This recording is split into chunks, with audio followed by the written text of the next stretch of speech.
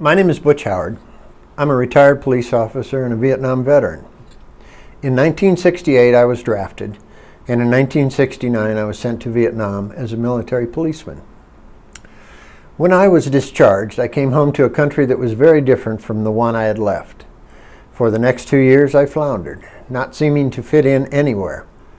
In 1973 I was fortunate enough to be hired by a police department here in Boulder County. For the next 10 years, I worked the street, making frequent contacts with men, usually drunk, mostly homeless, and always committing some petty offense. The vast majority of these people claimed to be Vietnam veterans.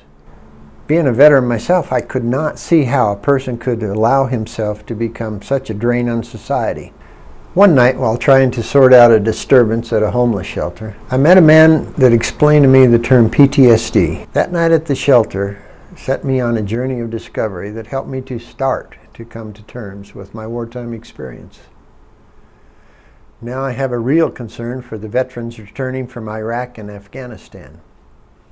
With the stop-loss program, multiple deployments, and the nature of that war, these young men and women will come home with problems far greater than anything seen in Vietnam veterans.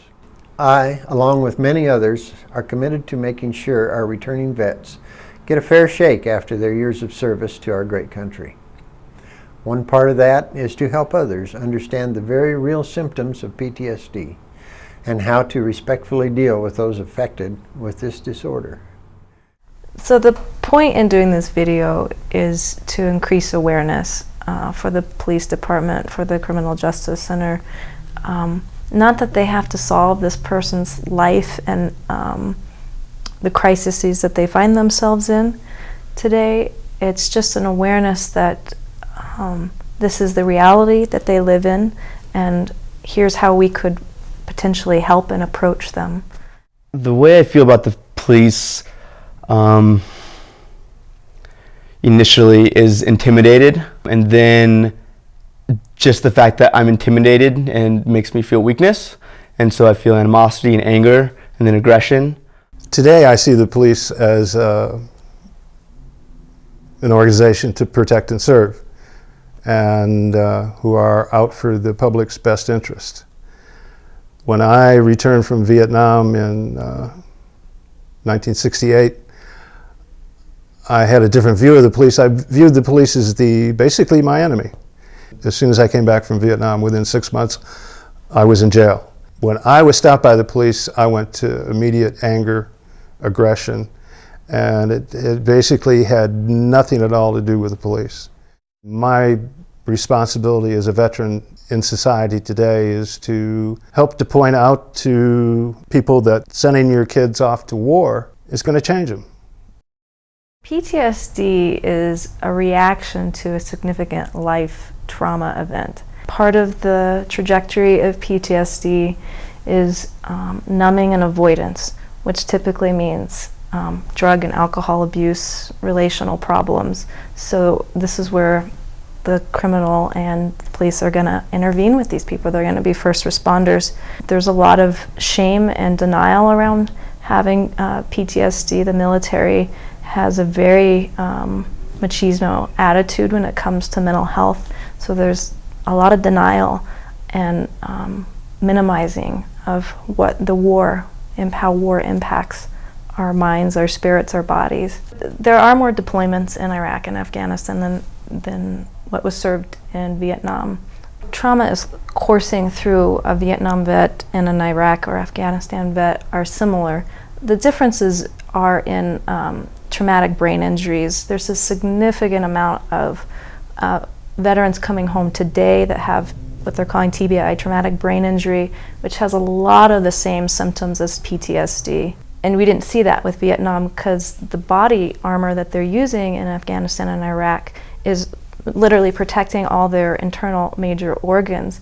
And in Vietnam, they didn't have that body armor and were killed by blasts or impacts. And there's a lot of IEDs in Iraq and Afghanistan that are causing these brain injuries, and their major organs are preserved, but their head isn't. And so their brains are literally being sloshed around in their skulls like jello and damaging it. I believe that the homeless veteran will use the police officer to punish themselves. That might sound strange. It's not so much that the veteran disrespects the police or has any real beef with the police. It's that the homeless veteran doesn't understand themselves and their situation and why they're acting out the way they are, and their only interaction with society is the police officer, who they in turn abuse, so that the officer will perhaps abuse them. A lot of vets do struggle with, alcohol and drug problems, and which can cause them to, act out of nature and do things that they normally would not do. As an officer, you might think you're dealing with a fully rational human being. When they're in that reptilian part of the brain, the rationality is gone. When they're coming into a scene, you're dealing with somebody who is activated neurologically, so that means that they're in fight, freeze mode, and they're looking for survival, and that's their preoccupation.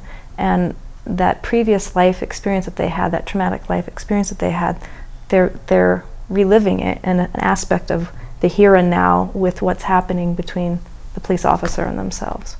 Especially if it's a vet that's just returned, the fact that someone's just questioning them can be very intimidating and very threatening.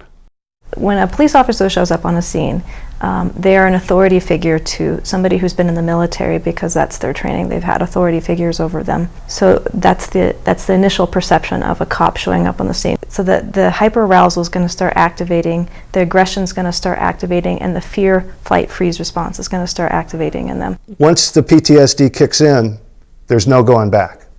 They're trained militarily to act and be responsive in a crisis situation, which that could be the perception when a cop enters a scene, that this is becoming a survival threat situation.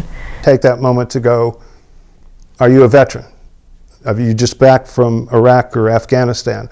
Or are you a Vietnam veteran? You don't have to thank them. You don't have to, just acknowledge the fact that they're a veteran. Not necessarily to identify them, but do you have PTSD, and slap that label. Just, hey, did you happen to serve in the military? You're wanting to do everything in your power to not elevate that interaction with them anymore. And then, no special treatment it needs to be involved, but understanding. I just think that understanding on both sides is important. I think that the most obvious and easiest thing to ask is if somebody is escalating in a way that doesn't seem rational, and you're saying things that would normally calm a situation or a person down, and it's not working with them. So you talking and dictating what they need to do and not do isn't going to work. Probably the most effective thing that they can do is to see if you can get the person to sit down and just start breathing. Here's the opportunity to set them on another potential life course. Thanks for watching this video. I hope you have gained a deeper understanding about what those with PTSD are facing and how to put that understanding into action when you encounter vets. As for myself, my journey of understanding the effect of PTSD was having on my own life helped me to turn my life around. Today, I feel fortunate to have the opportunity to help my fellow veterans have an easier time coming home to their families and communities. If you'd like more information, to volunteer, or to find out about our services, contact Veterans Helping Veterans Now at 720-620-3215 or on the web at vhvnow.org.